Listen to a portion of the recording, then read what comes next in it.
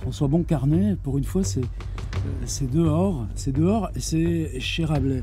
Alors, parler de Lovecraft chez Rabelais, c'est bizarre.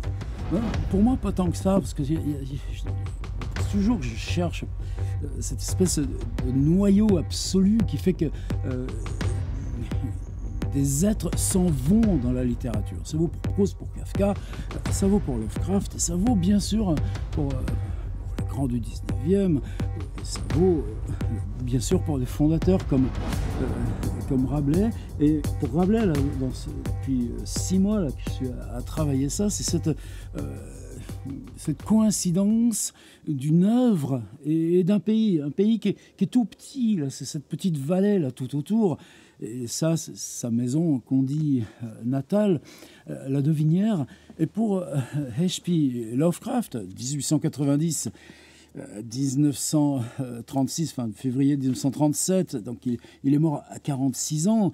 Et un point commun, lui, c'est l'attachement à cette ville, Providence. Ce qui ne veut pas dire que c'est quelqu'un qui avait la bougeotte chaque printemps. C'était des voyages sur toute la côte de Floride jusqu'au Québec.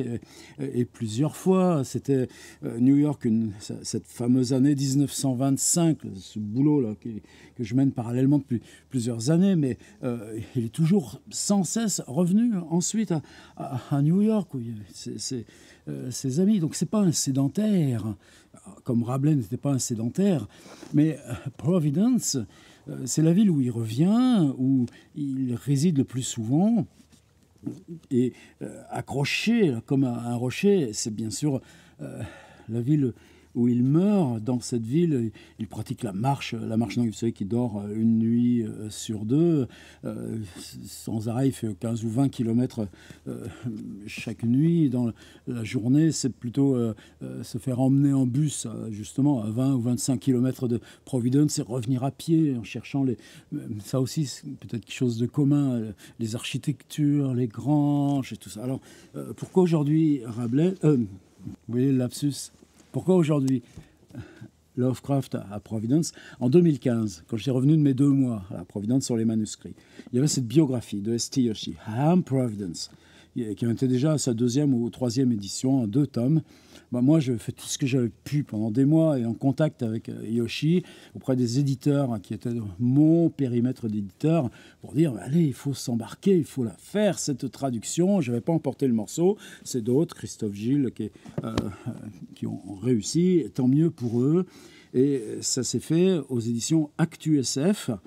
Je crois qu'il y a 2 ans ou 4 ans maintenant, donc c'est encore tout frais, cette grande traduction. Je suis Providence de la biographie de Yoshi. Yoshi, c'est quelqu'un qui a passé toute sa vie à travailler et sur Lovecraft et sur ceux qui tournent autour. Et sa propre bibliographie, c'est je crois 140 bouquins, mais c'est celui aussi qui continue d'éditer la correspondance intégrale de Lovecraft, quelques 35 000 lettres, quelque chose comme ça, sans compter les cartes postales et tout ça. Et cette biographie, elle est un socle. Elle est un socle, et moi je l'utilise beaucoup plus en version numérique. Ça vaut rien, peut-être 5 $, je crois, en version Kindle. Par contre, sur la version Kindle, bien, tu peux chercher les occurrences par ville, les occurrences par lieu, les occurrences par personnage, les occurrences par date. Donc c'est un outil de travail permanent avec lequel on peut organiser des réseaux de recherche. Mais quel bonheur que cette biographie ait été rendue disponible en français. Ça a été fait avec un financement collectif, je sais pas si c'était Ulule ou ce genre-là, et ça aussi, qu'est-ce que c'est beau de voir s'organiser ces solidarités-là pour qu'un travail existe. Alors donc ces industries...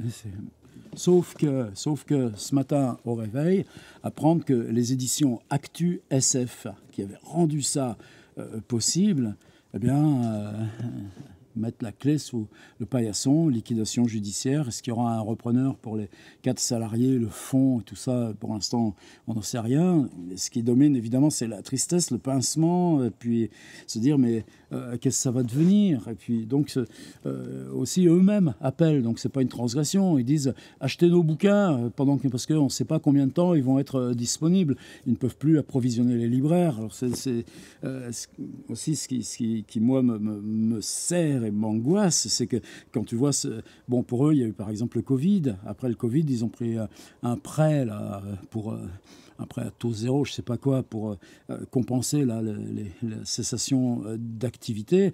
Bon, ben, maintenant, il faut rembourser le prêt, ils n'y arrivent pas. Il y en a combien d'artisans là, qui sont dans cette... ou de petits entrepreneurs, enfin, de petites structures intellectuelles, d'édition, qui sont dans la même condition, j'en sais rien. Tu apprends aussi que c'est le système des retours. Et si au bout de 3 mois, c'est pas vendu, eh bien, tu les retournes à l'éditeur, mais c'est assez frais.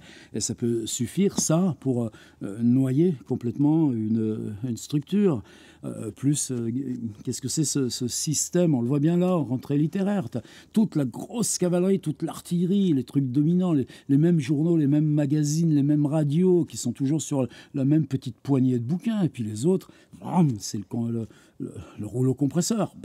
C'est évacué du terrain. Et cette concentration, plus elle s'effectue, les mêmes qui parlent des mêmes livres, et puis tant pis pour le reste. Moi, j'aurais jamais fait mon boulot. J'aurais jamais fait 40 ans de métier dans ces conditions-là. En débarquant aujourd'hui, quand j'avais 27 ans, publication de ou quelque chose comme ça, 29, publication de mon premier livre. C'est ça aussi qui angoisse. Donc voilà, une structure, 4 personnes, son fondateur. Comme il dit, on a commencé, on était des copains qui aimaient éditer la littérature qu'on aimait, la science-fiction. Un genre populaire. Il y a longtemps qu'on n'est plus à ça. La SF, elle a en charge aussi les utopies, les dyschronies, les réflexions techniques. Il y a un rôle. Et puis, alors, Lovecraft ne fait pas partie de la SF.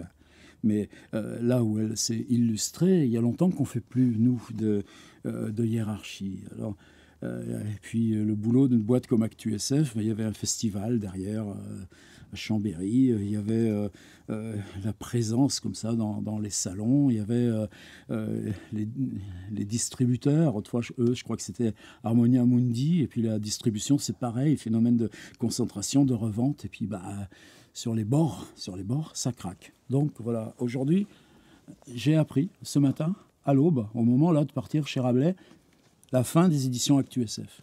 Alors j'ai pris mon propre Yoshi, I Am Providence, parce que je ne l'ai pas acheté en traduction française. Excusez-moi, Christophe Gilles et les autres. Pour moi, c'est trop important de rester dans le bassin anglophone. Et j'ai dit, j'emmène mon I Am Providence et je vais en parler chez Rabelais à la Devinière, parce que quelque part, ce qui nous relie à ce livre, ou ce qui me relie à Rabelais, c'est le même endroit, c'est la même chose. Et juste pour vous passer le message, allez voir, là, surtout de les libraires en ligne, il y en a, et les libraires indépendants en ligne, il y en a aussi, libraire.fr et tout ça. Et allez vite les courser. Je suis Providence, ST, Yoshi, Actu, SF. Une traduction en 2 volumes, sortie là, il y a 2 ou 4 ans. Et au moins qu'on les sauve du pilon. Quel bouquin, quel bouquin!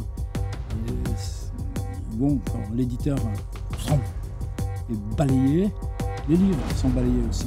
Combien d'auteurs vont être balayés aussi? Et je dirais, cet écrasement, c'est ça aussi l'angoisse, et puis la rajouterie. Même pour des toutes petites microstructures comme la mienne, complètement hors commerce, hors distribution, là, à faire nos petits machins sur le web. La bureaucratie et tous ces trucs, vous croyez qu'on ne le sent pas aussi. Allez. Si vous n'avez pas chez vous, je suis Providence, ST Yoshi, ActuSF. Allez, il faut leur marquer ce petit soutien. Merci.